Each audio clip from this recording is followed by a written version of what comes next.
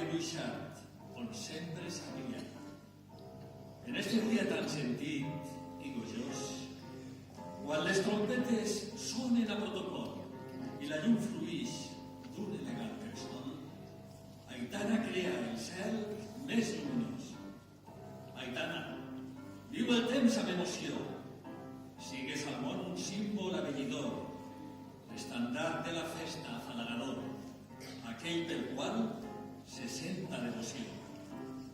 Aitana, mostra't reina de passió. Aitana, crida fort, falla i diversió. Aitana, sigues pomell i devoció.